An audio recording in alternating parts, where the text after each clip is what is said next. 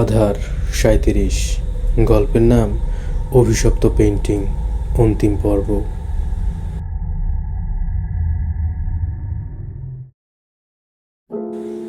ইদানিং আমার শরীরটা বেশি ভালো যাচ্ছে না। মাঝে মধ্যেই রাতে ভয়ানক সব অদ্ভুত স্বপ্ন দেখে জেগে উঠছি। একদিন একটি ছোট্ট বাচ্চাকে স্বপ্নে দেখলাম। অদ্ভুত ব্যাপার হলো, তার গায়ের রং রক্তের মতো লাল। সে অনবরত কাঁদছে, কেঁদেই যাচ্ছে।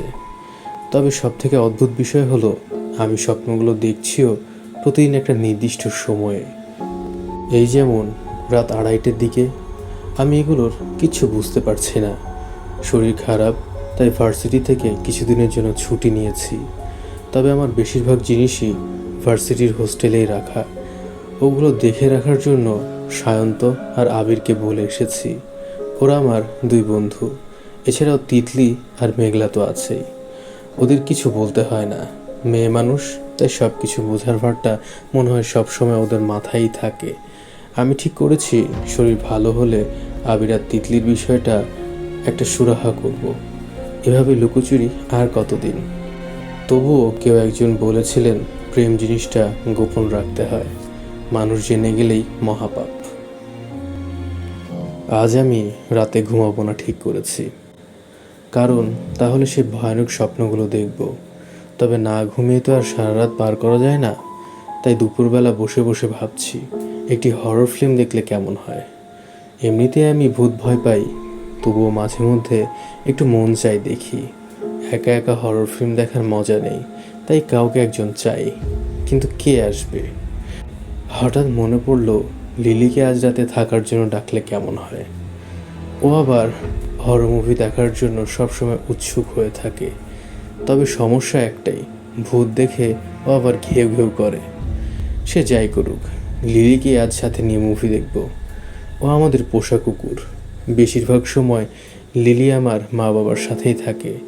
আজ ওনারা তাদের কোনো এক আত্মীয়র বাড়িতে গিয়েছেন। লিলি তাই সারাদিন চুপচাপ ছিল। সন্ধ্যার দিকে আমার রুমের পাশ দিয়ে একটু ঘুরে গেল। পোষা প্রাণী প্রভুভক্ত হয়, তবে সব প্রাণী হয় না। বাবা মা কখন আসবে তা জানি না। অবশ্য তাদের বাড়ি ফেরা কিংবা না ফেরা তেমন কিছু যায় আসে না। বেশিরভাগ সময়ই তারা বাড়িতে থাকে না, নানা ধরনের কাজে ব্যস্ত থাকেন। খাওয়া দাওয়া নিয়েও চিন্তা নেই, কারণ সব কিছু রান্না করার জন্য একজন মহিলা আছে। উনি আমাদের পরিচিত এবং বিশ্বস্ত।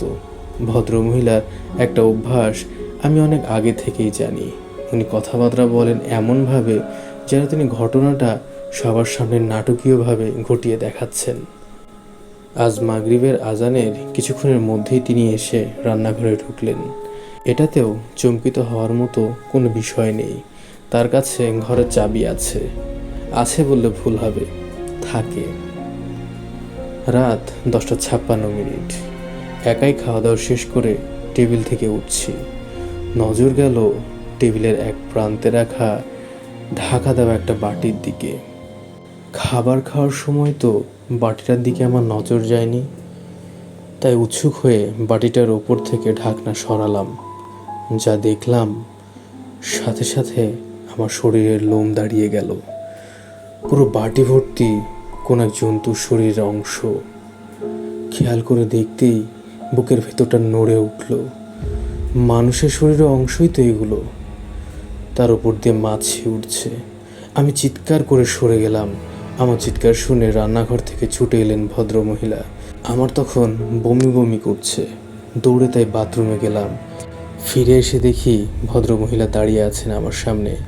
তিনি বললেন, বাবা, কি হয়েছে? অমন চিৎকার করে উঠলে?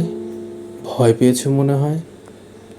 আমি ওনাকে সেই বাটিটা দেখাতেই যাব, অমনি দেখি টেবিলের উপর থেকে সেই বাটিটি নেই। আমি ওনাকে বললাম, এখানে একটা বাটি ছিল, ওতে। তিনি গম্ভীর গলায় বললেন, কোথায়? আমি তো তোমার খাবারের বাটি ছাড়া অন্য কোনো প্লেট বাটি এখানে রাখিনি। আমি বিস্ময়ের দৃষ্টিতে ওনার দিকে তাকিয়ে আছি। হঠাৎ মনে হলো, শরীর খারাপের জন্য হয়তো হ্যালুসিনেশন হচ্ছে, তাই ভুলভাল কিছু দেখছি। আমি আর কথা বাড়ালাম না, নিজের রুমের দিকে লিলিকে নিয়ে চলে গেলাম। সিঁড়ি দিয়ে দোতলায় ওঠার সময় ফের মনে হলো কেউ যেন বসে আছে অন্ধকার সিঁড়ির ওপরে। চোখ ফেরাতেই দেখি কেউ নেই। আজ আর মুভি দেখা হবে না মনে হয়। আমার শরীর খারাপের বিষয়টা বাড়ি কেউ জানে না, জানলে এতক্ষণ বাড়ি মাথায় করত। সে যাই হোক, বিছানায় শুয়ে নিজের ল্যাপটপ অন করলাম। ফেসবুক স্ক্রল করছি, তখন স্ক্রিনে হঠাৎ একটা মেইল নোটিফিকেশন আসলো। আমার মেইল বক্সে কেউ সাধারণত মেইল করে না, বলাই বাহুল্য কেউ এখনও করেনি। আমি মেইলটা চেক করার জন্য মেইল বক্সে ঢুকলাম। দেখি মেঘলা মেইল করেছে। চিঠিতে লেখা অনেকগুলো লাইন। আমি চোখে চশমা লাগিয়ে সেটা পড়া শুরু করলাম, কারণ আমার চোখের সমস্যা কিছুদিন হলো ধরা দিয়েছে। ডাক্তার দেখিয়ে তাই একটা চশমা নিয়েছি। আমি মেইলটি পড়া শুরু করলাম। এই শোন, একটা বিষয় আমার মাথায় ঢুকছে না। কথাটা হলো, তোর শরীর খারাপ, তুই বাড়ি চলে গেলি। এদিকে সায়ন্ত আর আবিরেরও শরীর খারাপ হয়ে গেল হঠাৎ করেই।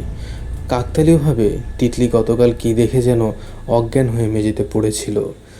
ওর মতো সাহসী মেয়ে অজ্ঞান হয়ে যাওয়াটা তো আমার কাছে অস্বাভাবিক লাগছে।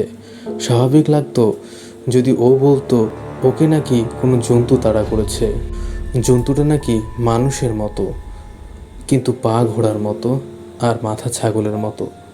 কথাটা শুনে প্রথমে খুব হাসলাম, তখন সম্পূর্ণ বিষয়টা আমার দৃষ্টিগোচর হলো। আমি আজকে ভোরের দিকে উঠেছি হাঁটার জন্য। যে সময় উঠেছি তখন দেখি ঘড়িতে 5টা বাজে। এত সকালে আমি হাঁটি না, তো হোস্টেলের বারান্দায় পায়চারি করছিলাম। হঠাৎ তখন দূর থেকে দেখতে পেলাম কিছু একটা দৌড়ে হোস্টেলের দিকে আসছে।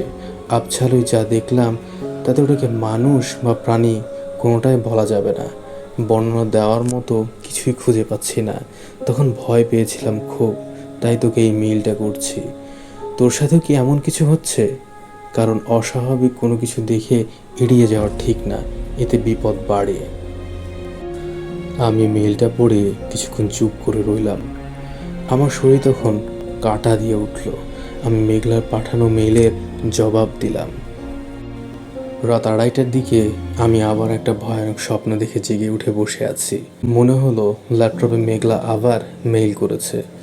তাই ল্যাপটপ স্ক্রিন অন করে দেখলাম সত্যি সত্যি মেঘলা একটি মেইল পাঠিয়েছে। পড়ে দেখতে লাগলাম সেটা কি লেখা। ও বলছে 2 দিন বাদে সবাইকে ভার্সিটি আসতে হবে, এবার শরীর যাই থাকুক না কেন। আমারও মনে হলো সবার সাথে বিষয়টা নিয়ে একবার আলোচনা করা উচিত। তাহলে ঘটনাগুলো আদৌতে কাকতালীয় নাকি সত্যিই সবার সাথে এমন কিছু হচ্ছে, তখন বিষয়টা স্পষ্ট হবে। 2 দিন পর। এই 2 দিনে অনেক ঝড়ঝাপটা গিয়েছে আমার ওপর দিয়ে, যেসব আর ব্যাখ্যা করলাম না। আমরা 5 জন ভার্সিটি ক্যাম্পাসের একটা জায়গায় বসে আছি। জায়গাটার অবস্থা শোচনীয়। বেঞ্চিটা মাঝখান দিয়ে 2 টুকরো হয়ে গেছে। কতগুলো আমড়া গাছের ঝরা পাতা জায়গাটা হলদে হয়ে আছে। দেখতে বেশ সুন্দর লাগছে। আমাদের মধ্যে থেকে তখন কেউ একজন বলে উঠল, তাহলে আর কি, যে জন্য আজ সবাইকে ডেকেছি সেটা ক্লিয়ার করে ফেলি। দেখলাম মেঘলা দ্রুত কথা বলছে। আমি খেয়াল করে দেখলাম আবির আর শান্ত বেশ পরিবর্তন হয়েছে। পরিবর্তন বলতে চোখের নিচে কালি, চুলগুলো যেন রুক্ষ হয়ে বাতাসে উঠছে। আয়নায় নিজেকে দেখলে বোধ হয় আমারও অবস্থা এমনই দেখাতো। মেঘলা সবাইকে জিজ্ঞেস করছে কার সাথে এতদিন কি হয়েছে। ওর কথা শুনে মনে হচ্ছে এসব ভৌতিক ঘটনার পেছনের কারণটা ও জানে, আর জানতেই পারে, কারণ ওকে আমি প্রায় ভৌতিক জিনিস নিয়ে ঘাটাঘাটি করতে দেখেছি। মেঘলা ধারণা সব কিছুর জন্য আমাদের ওই বাংলো থেকে আনা সেই পেন্টিংটাই দায়ী। আমারও সন্দেহ হচ্ছে না এমন না, কিছু জিনিস সবসময় মানুষের জন্য ভালো কিছু বয়ে আনে না, বরং খারাপ কিছুই বয়ে আনে। তার মধ্যে এই পেন্টিং হলো এমন একটি জিনিস। আমি সেদিন ওদের পাই করে বলেছিলাম, কি দরকার ছিল সেই বাংলো বাড়ি থেকে পেন্টিংটা নিয়ে আসার। ওই পেন্টিংয়ের মধ্যে যে দোষ রয়েছে সেটা আমি আগেই বুঝেছিলাম, নয়তো আগুনে ল্যাবের সব কিছু পুড়ে যাওয়ার পরও সেই পেন্টিংটি সম্পূর্ণ অক্ষত থাকে কিভাবে। কিন্তু তখন কে কার কথা শুনে। এখন ভোগান্তিতে পড়েছি আমরা সবাই। আমার সাথে যা হচ্ছে তার থেকে বেশি হচ্ছে ওদের সাথে। আমাদের কথোপকথনের মধ্যে তিতলিকে দেখলাম বেশ চুপ। ও মনে হয় মানসিকভাবে অসুস্থ হয়ে পড়েছে। মেঘলা কিছু একটা পরিকল্পনা আমাদেরকে বলল। কাউকে কিছু না জানিয়ে সবার চোখের আড়ালে রিসার্চ ল্যাব থেকে পেন্টিংটা আমাদেরকে আনতে হবে। ধরা পড়ে গেলে এসব অতিপ্রাকৃত ঘটনা বলে কাউকে বোঝানো যাবে না। আমরা যে কিসের মধ্যে আছি একথা কেউ বিশ্বাস করবে না। যেই বলা সেই কাজ। দুপুরে লাঞ্চের সময় আমরা লুকিয়ে গিয়ে পেন্টিংটা নিয়ে আসি। এতে খুব একটা সমস্যা পোহাতে হয়নি আমাদের। শুধু ল্যাবের চাবিটা জোগাড় করতে গিয়ে বেশ কায়দা করতে হয়েছে। চাবিটা ছিল প্রফেসর সাহেবের অফিস কক্ষে। লাঞ্চ টাইমে চাবি আনার জন্য সেই কক্ষে গেলাম। ওই সময় তখন কেউ অফিস কক্ষে থাকে না, কিন্তু চাবি নিয়ে বেরিয়ে আসার সময় একজন দেখে ফেলেছিল। তাকে বলতে হয়েছে প্রফেসর স্যার আমাদের তার সাথে দেখা করতে বলেছিলেন, তাই আমরা দেখা করতে এসেছি তার অফিসে। কিন্তু এসে দেখি কেউ নেই, তাই ফিরে আসতে হয়েছে। আসলে স্যার আমাদের এমন কিছুই বলেনি। লোকটাও বোধ করি আমাদের বানানো কথা বিশ্বাস করেছে। পেন্টিংটা নিয়ে আমরা সবাই বিকেলের দিকে সেই বাংলো বাড়ির উদ্দেশ্যে রওনা দিলাম, যেখান থেকে এটি নিয়ে এসেছিলাম আমরা। কিন্তু সেখানে পৌঁছে একটা ঘটনাতে আমরা হকচকিয়ে গেলাম। দেখি বাংলো বাড়িটি ভাঙার কাজ চলছে। আমরা তো সবাই অবাক। এখন তাহলে এই পেন্টিংটা নিয়ে আমরা কি করব? এর জন্য আমাদের সবার জীবনের অবস্থা দিন দিন বেহাল হয়ে যাচ্ছে। সবাই মিলে ট্যাক্সিতে বসে এই বিষয়টি নিয়ে ভাবতে লাগলাম। হঠাৎ আমার মনে হলো সায়ন্ত সেদিন বলেছিল এই বাংলো বাড়ির উত্তর দিকে একটা পরিত্যক্ত কুয়া আছে। পেন্টিংটি ওখানে ফেলে দিলেই সমস্যার সমাধান হয়। সাথে সাথে ট্যাক্সি থেকে আমরা পেন্টিং নিয়ে নেমে পড়লাম। উত্তরের দিকে কিছুটা এগোতেই নজর পড়ল ঝোপঝাড়ের মধ্যে একটা বিশাল ঢাকনা দেওয়া কিছুর উপরে। এটাই তাহলে সেই কুয়ো। আমরা 5 জন মিলে ধরাধরি করে সেই বহু বছর পুরনো কুয়ার ঢাকনা তুললাম। কিন্তু ঢাকনা তোলার পর আমরা যা দেখলাম তাতে আমাদের শরীরের শিরদাঁড়া বেয়ে ঠান্ডা স্রোত বয়ে গেল। কুয়োর অপরিষ্কার ময়লা পানিতে ভাসছে একটা মানুষের কঙ্কাল, কিন্তু কঙ্কালটির মাথা নেই। আমরা তখন ভয়ে আতঙ্কে অস্থির হয়ে একে অপরের দিকে চোখাচোখি করতে লাগলাম। এমন সময় বাড়ি ভাঙার মধ্যে থেকে কেউ একজন আমাদের কুয়োর সামনে দাঁড়িয়ে থাকতে দেখে জোরে চেঁচিয়ে উঠল। লোকটা দেখছি এদিকে এগিয়ে আসছে। এখন কি হবে তাহলে? উনি যদি এই কঙ্কাল দেখে ফেলে তখন কি হবে? আমাদের আর চিন্তা করার সময় মিলল না। লোকটা এসেই কুয়োর মধ্যে কঙ্কাল দেখে চিৎকার চেঁচামেচি শুরু করলো এবং সঙ্গে সঙ্গেই লোক জড়ো হলো সেখানে। কুয়োতে কঙ্কাল আছে। সাথে সাথেই এই বার্তা ছড়িয়ে গেল সব জায়গায়। প্রায় ঘন্টাখানেকের মধ্যে পুলিশ এলো তদন্ত করতে, কিন্তু কঙ্কাল ছাড়া আর কিছুই পেল না। এমনকি কঙ্কালের সেই মাথাটাও না। আমাদের জিজ্ঞাসা করলে আমরা বলি আমরা আর্কিওলজিস্ট ডিপার্টমেন্টের স্টুডেন্ট। আমাদের সাথে সবসময় পরিচয়পত্র থাকে, যদি কোনো জায়গায় প্রয়োজন হয় তাই সাথে রাখি। আমাদের এই বাড়ি থেকে পাওয়া সেই পেন্টিংটি এর কোনো কিছু না জেনেই পুলিশ এটা সিজ করেছে এবং নিজেদের সাথে নিয়ে গেছে। আমাদের প্রত্যেককে পুলিশ থানায় যাওয়ার জন্য বলেছিল, যদিও পরবর্তীতে আমাদের কোনো কারণবশত যাওয়া হয়নি। এরপর অনেক দিন কেটে গেছে, কিন্তু আমাদের সাথে আর তেমন কিছু হয়নি।